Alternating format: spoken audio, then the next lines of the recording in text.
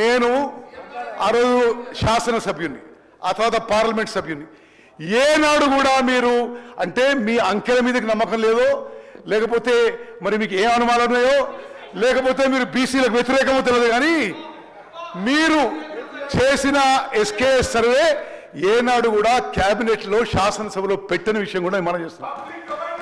అదేవిధంగా no it's a లై, ఇది అబద్ధం, పెట్టలేదు నేనే చూడలేదు.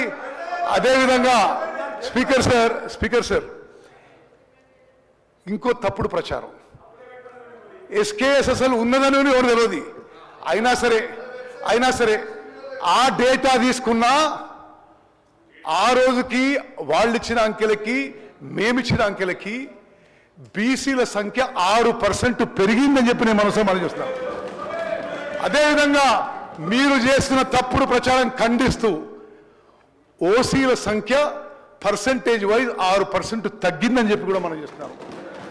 104,000 మంది ప్రభుత్వ ఉద్యోగులు చాలా సీరియస్గా తీసుకొని మరి బట్టి విక్రమార్ గారి డిపార్ట్మెంట్, ప్లానింగ్ డిపార్ట్మెంట్ కింద 50 రోజులు డెడికేటెడ్గా 160 కోట్లు ఖర్చు పెట్టి ఈ భారతదేశంలో ఇంత అద్భుతంగా సోషియో ఎకనామిక్ సర్వే మరే ప్రభుత్వం చేయలేని చెప్పి కూడా నేను మనవి చేస్తున్నాను. అదేవిధంగా ఇది చాలా దురదృష్టకరం. ప్రతిపక్ష పార్టీలో ఉన్న పెద్ద మనుషులు మరి అది వాళ్ళు ఎందుకు చేయలేదో కానీ మీరు కూడా సోషియో ఎకనామిక్ సర్వేలో పార్టిసిపేట్ కాలేదు. మీరు విమర్శించిన సోషియో ఎకనామిక్ సర్వేలో మీరెందుకు పార్టిసిపేట్ కాలేదు? అదేవిధంగా మేము ఎంత ట్రాన్స్పరెంట్గా ఉన్నామంటే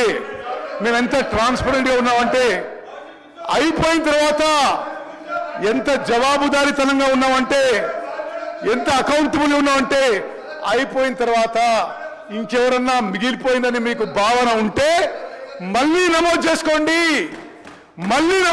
అని కూడా టైం ఇవ్వడం జరిగింది. దయచేసి మీరు విమర్శ కోసం విమర్శ కాదు. ఈ 2 విషయాల్లో రాహుల్ గాంధీ గారి నాయకత్వంలో కాంగ్రెస్ పార్టీ సామాజిక న్యాయానికి కట్టుబడింది. ఎస్సీ వర్గీకరణ మాహ్యంలో చేసినాం, బీసీ కులగణన మాహ్యంలో చేసిందని చెప్పి మీకు మనవి చేస్తూ, అదేవిధంగా రాజేశ్వర రెడ్డి గారు కృష్ణా నదీ జలాలపై మాట్లాడారు. అధ్యక్ష, నా శాఖ కాబట్టి నేను చెప్తున్నా.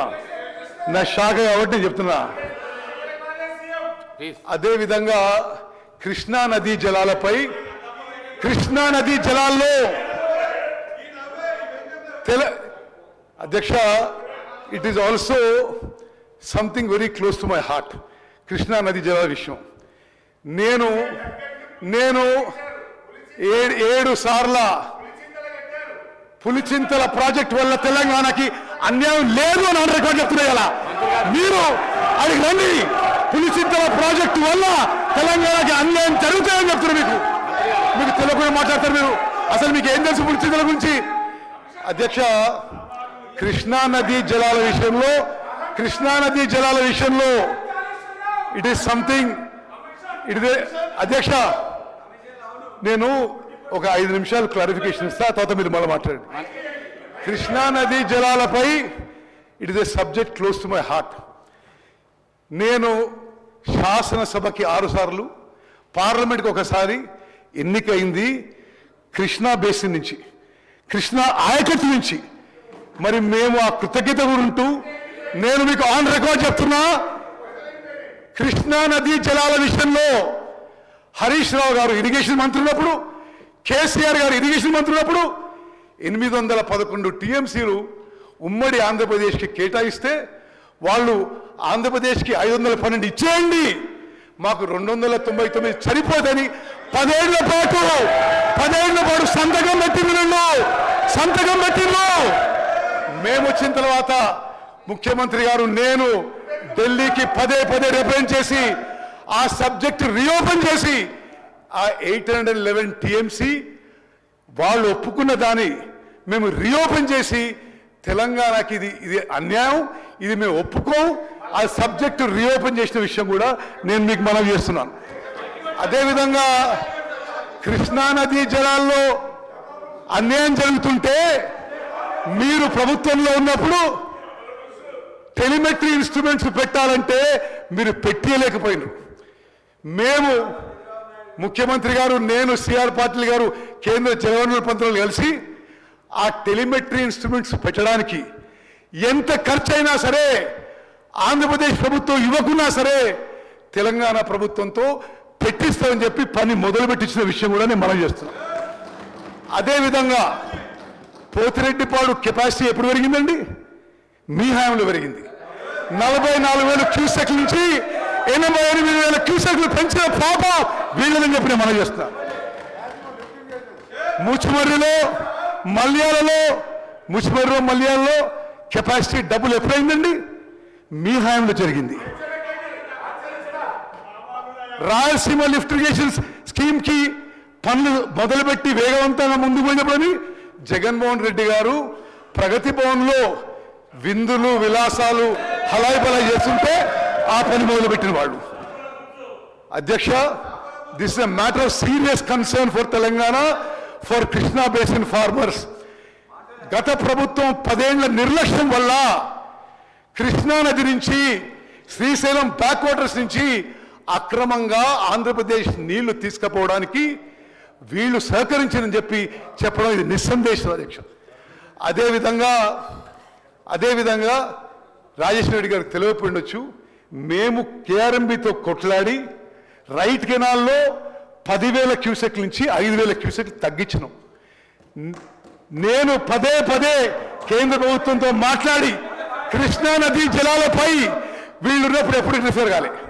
కేంద్ర ప్రభుత్వం ఇంటర్ఫియర్ అయి కేఆర్ఎంబి ఇంటర్ఫియర్ అయి రిటర్న్ ఆర్డర్స్ పాస్ చేసి తెలంగాణ రైతాంగానికి మేలు చేసే విధంగా చర్యలు తీసుకున్నాము. అధ్యక్ష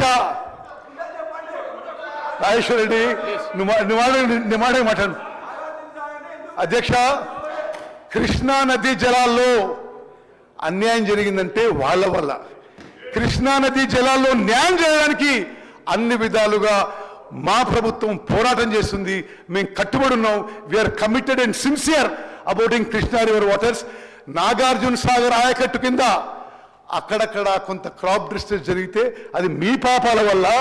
మీ హయాంలో కృష్ణా నదీ జలాలు తరలించడానికి, అక్రమంగా తరలించడానికి మరి మీ కోఆపరేషనో, మీ అసమర్థతనో, లేకపోతే మీ చేతగాంతనో కానీ వాళ్ళు రెస్పాన్సిబుల్ అయ్యి ఈరోజు కృష్ణా నదీ జలాల విషయం మాట్లాడడం చాలా అన్యాయం అధ్యక్ష.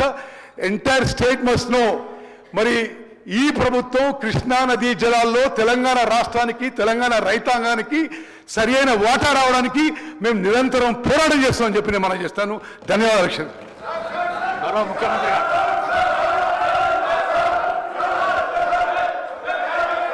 అధ్యక్ష, ఉభయ సభలను ఉద్దేశించి